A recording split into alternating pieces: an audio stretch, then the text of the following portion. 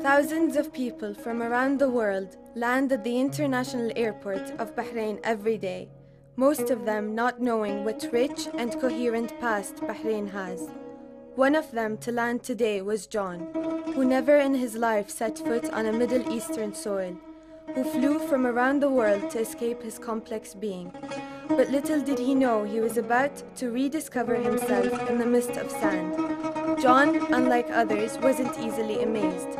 He questioned all and carried a little black book on which he would occasionally write down screeches once in a while of what to him seemed bizarre and absurd. Or unless he would feel the need to document his amuse. The reason he landed on Bahrain was simple, as not many of his friends knew where or what it was.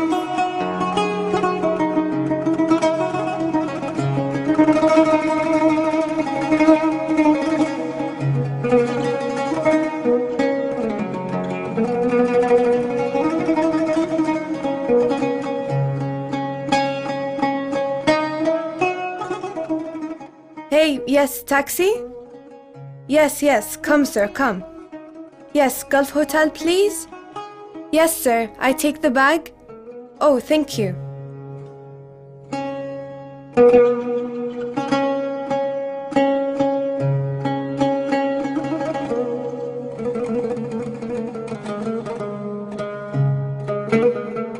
You know this music? No, I haven't heard anything like it before. It's different than what I'm used to. You like the music? Oh yes, it's good. You first time in Bahrain? Yes. Why you come here? I have got some work here in Bahrain, and perhaps to see what doesn't meet the eye.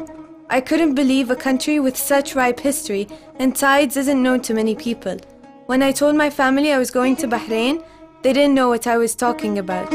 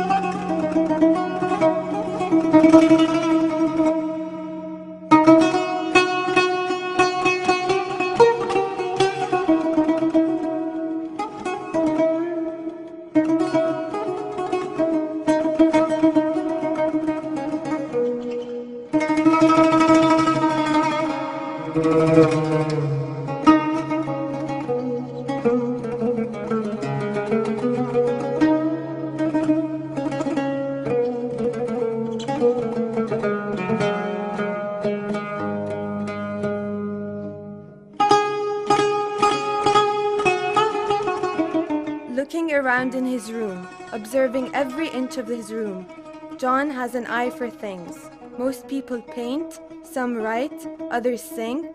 Well, John, he observes. As a kid, on his 14th birthday, his dad gave him a guitar that he, to this day, never played.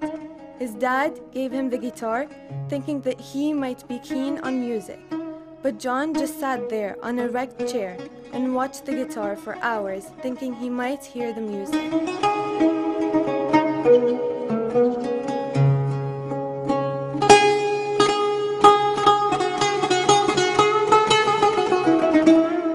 In his hotel room, after looking at the furniture, the lights, the pictures on the wall, John walked towards the window and sees the city's restless beat.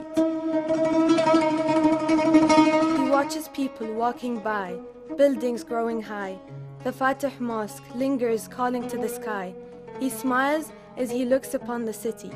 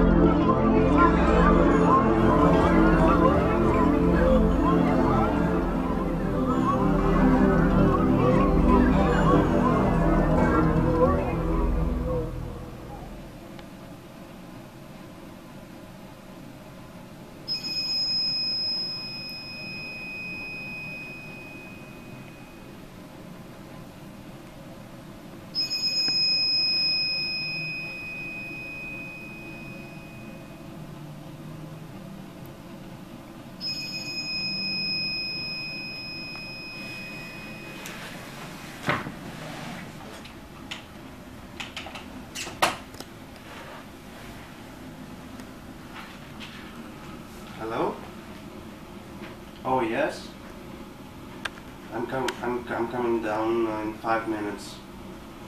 Thank you. The lobby of the hotel is adequately quiet. There aren't many people.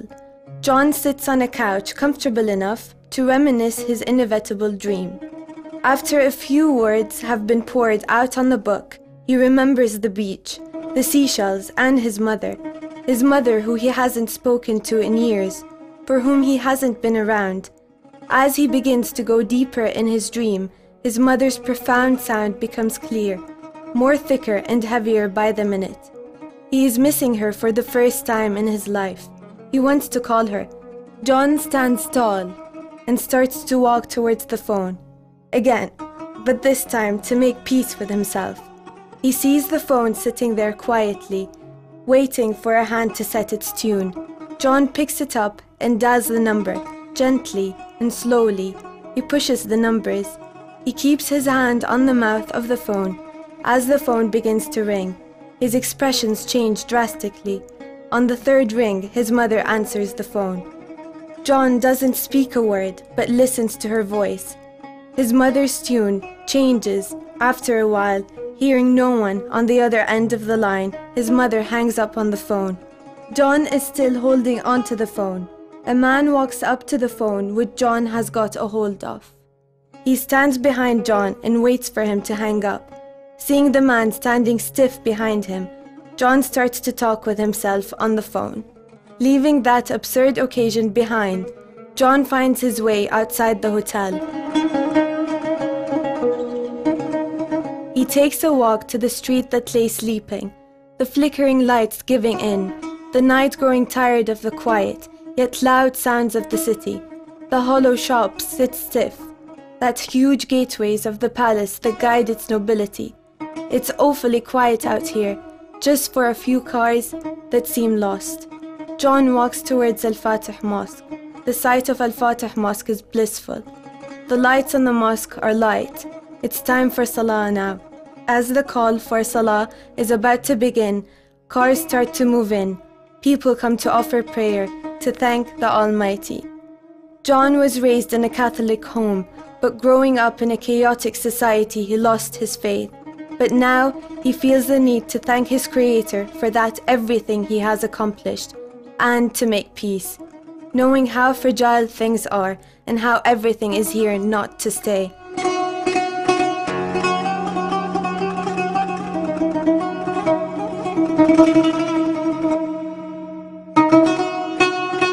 He struggles to sleep.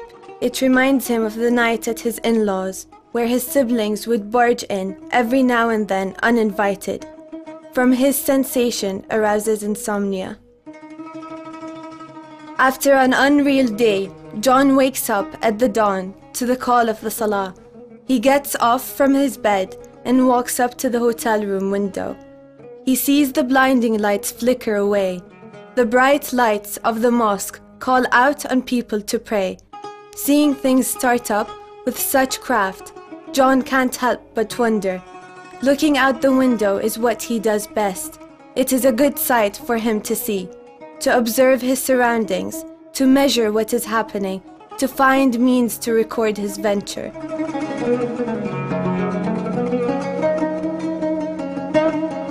On the way to the Tree of Life, the road that leads to a tree seems quaint. No signs or directions could be seen regarding the location of the tree. But when they find their way to the tree, it is clear that this abstract-looking tree has rather seen it all. No one knows for sure how or when it was planted. That is, if it was planted by man or just another act of will that gave birth to this remarkable tree. The tree miraculously holds strong its ground. In spite of being isolated from all the necessities of life, it stands tall. Looking at the tree up close, he thinks what must have kept the tree going. Was it the act of nature that wasn't cruel to the tree, or maybe the urge to survive and to see the nation nourish? Whatever the reason must have been, but this wise tree has set an example for us all. While standing 2 feet away from the tree sets a spectacular feel. The branches growing out from every direction, the green leaves shading its roots. There is nothing around the tree apart from a hut, with no walls facing the tree and a few lamp poles nailed on the ground. The tree, like a preacher, sits there, a preacher with lots of stories to tell, and looking for an audience, and perhaps it has found one, an unlikely candidate.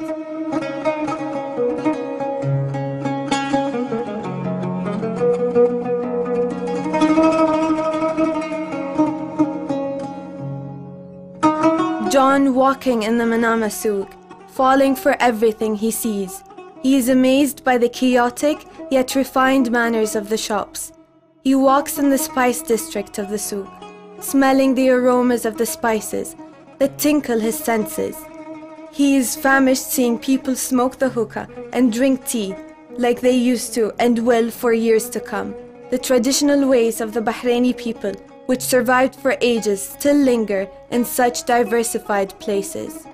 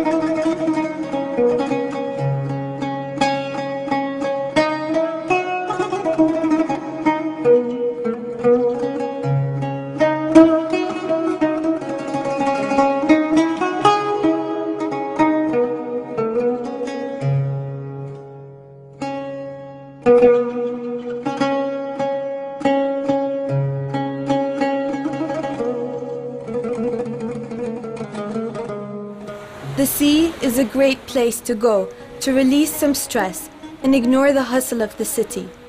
John is walking towards the sea. He finds serene and peace, away from all the chaos and noise of the moving machine and growing city. The comforting sea that brings one closer to nature and God. He sits by the sea on the sand, looks to the bay. The sun is about to set, the sounds of the waves drifting, revoking his imagination.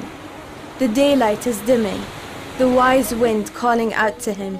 The gesture of his surrounding is unlike anything. The air feels different down here to him.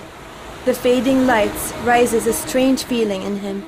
The sand, the wind, the palm trees that look like they are keeping the ground from drifting away. Everything fits perfectly here to him. It is where it should be. It's where it is ought to be. The shade of the palm tree, the smell of its saint, it's all soothing to him.